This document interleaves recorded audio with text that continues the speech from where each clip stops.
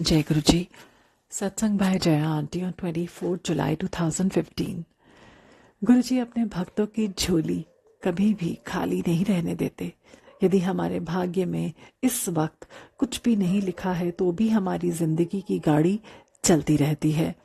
हम सब ने बहुत से सत्संग पढ़े जिसमें गुरु जी ने पैसे से जुड़ी मदद पहुंचाई है।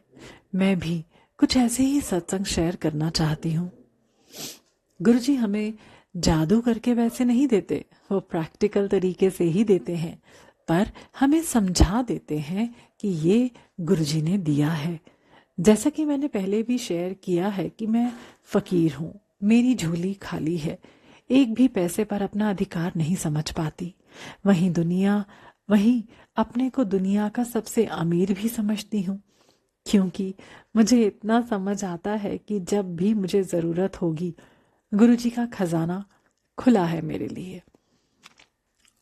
और ये सच भी है कि गुरुजी ने हर बार जब भी मैंने किसी की मदद करनी चाही मुझे पैसे दिए। तरीके तो हर बार नायाब ही होते हैं गुरुजी के, बस समझना पड़ता है कि ये गुरुजी की मेहर है।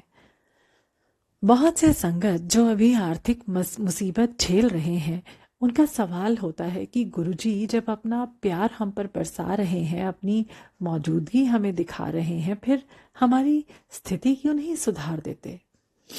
गुरुजी हमारा भूत और भविष्य सब देख सकते हैं। आज कोई गरीब है या पैसे वाला, ये पिछले कर्मों का हिसाब किताब है। आज हम जो भी हैं या कर रहे हैं वो उन्हीं संचित कर्मों का रिफ्लेक्शन है, या कहें तो कर्मों को काटने के लिए ही ये हो रहा है। आज का समय यदि हमारे उन कर्मों से छुटकारा पाने वाला नहीं हुआ तो हम आज तैयार नहीं हैं। ये हम नहीं समझ पाते कि अभी गुरुजी की दी हुई मेहर संभालने योग्य हम नहीं हुए हैं।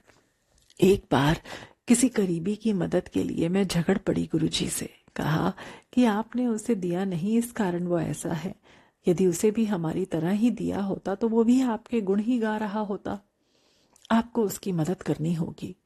गुरुजी ने उसे पैसे भिजवाए काम के लिए। मैसेज भेजा कि गुरुजी ने पैसे दिए हैं काम शुरू करने के लिए। या तो उसे वो मैसेज नहीं मिला या गुरुजी को मानते नहीं। वो ऐसा सोच भी नहीं सकते कि गुरुजी पैसे भी दे सकते हैं। इस कारण उसने पैसे यूं ही कहीं और खर्च कर दिए।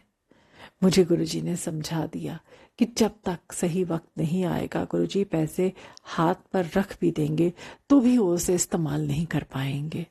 साथ ही ये मैसेज भी था कि जो गुरुजी का नाम ले रहा है उसे कभी ऐसी स्थिति भी नहीं आने देंगे जो कि वो सहन न कर सके। किसी न किसी माध्यम से हमारी मदद होती रहेगी जब भी आवश्यकता होगी।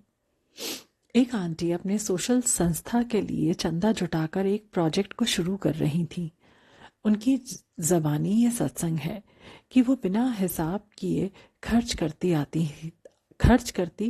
कराती थी। जब टोटल खर्च जोड़ती तो वो हमेशा लिए गए पैसे से ज्यादा होता। पहले तो उन्हें लगा कि कहीं लापरवाही हो रही है। बाद में जब कुल रकम मिलाई गई, जो वो पेमेंट करके आई थी वो उन रकम से काफी ज्यादा थी जो चंदे में जमा किया गया था। उन्हें गुरुजी की मेहर समझ आ गई जो उन गरीब परिवारों पर गुरुजी की हो रही थी, जो इस प्रोजेक्ट से लाभान्वित होने वाले थे, क्योंकि इन आंटी के घर में ऐसा कोई भी आय का स्रोत नहीं था जहां से पैसे आ सकते थे। कुछ दिन पहले ऐसे ही आर्थिक परेशानी से गुजर रही एक आंटी से बात हुई। स्थिति जैसी भी हो गुरुजी पर अगाध श्रद्धा रखती हैं। उन्होंने कहा कि वो जब भी किसी जरूरी खर्च के लिए सोचती हैं कि कम से कम इतना तो लगेगा ही, और जब पर्स खोलती हैं तो उतने पैसे होते ही हैं। कहाँ से पैसा आता है उन्हें मालूम नहीं, पर ऐसा बार बार होता है और ऐसे बहुतों सत्संग है। इन सत्संग को शेयर करने के साथ जो मैसेज देना चाहती हूँ वो है, भरोसा रखें खुद की भक्ति पर। हम गुरुजी के बंदे हैं, हमारा हर सुख दुख की जानकारी उन्हें होती है। बस भक्ति और सेवा के साथ समय निकालते जाना है। जब हम पार उतर जाएंगे फिर कोई कर्म हमारे कदम नहीं डगमगा पाएगा। तब हम तराशे हुए हीरे की तरह हो जाएंगे जिसकी चमक कभी भी फीकी नहीं हो पाएगी। हमसे जो आज अच्छी स्थिति में हैं उन्हें और भी सावधान रहने की ज़रूरत है। हम सोचते हैं कि सदैव हम ऐसे या इससे भी अच्छे सांसारिक स्थिति में रहेंगे क्योंकि गुरुजी का हाथ हमारे सर पर है। गुरुजी का हाथ तो सब पर है, हर सृजन पर उनकी मेहर है, चाहे वो गुरु संगत हो या ना हो।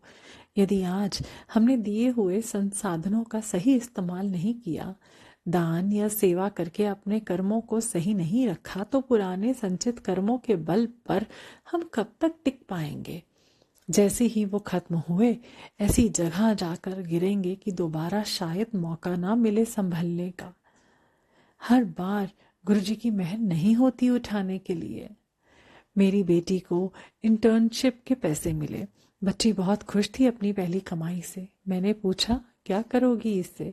उसने कहा, कुछ बहुत ही गरीब बच्चों को मैकडॉनल्ड्स ले जाकर खिलाना चाहती है।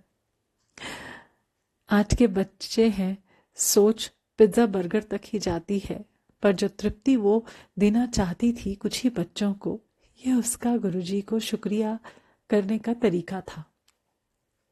सबसे पहले वो गुरुजी को कुछ गिफ्ट देना चाहती थी। उसके हिसाब से मानवता को प्यार देना गुरुजी के लिए सबसे बड़ा गिफ्ट है। गुरुजी ही तो सब देते हैं, हम उन्हें क्या दे सकते हैं। पर कम से कम जब भी ये लगे कि गुरुजी ने आउट ऑफ द वे जाकर हमारी मदद की है, कम से कम वहाँ तो हम किसी और की मदद करें। बस हम लेने पर विश्वास रखते हैं। मान लीजिए गुरुजी की मेहर से हम आज ऑफिस पहुंच पाए, हमारी सैलरी कटने से बच गई। हमने कह दिया, गुरुजी आपका शुक्रिया। इसकी जगह हम उस सैलरी का कुछ भाग किसी ज़रूरतमंद के लिए दे देते तो क्या गुरुजी को ज़्यादा खुशी नहीं होती? दान या मदद करने के लिए भिखारियों को नहीं ढूंढना होता। नियत हो तो चलते फिरते ही मदद हो सकती है। हमारे लिए बहुत से अवसर गुरुजी पैदा कर देते हैं।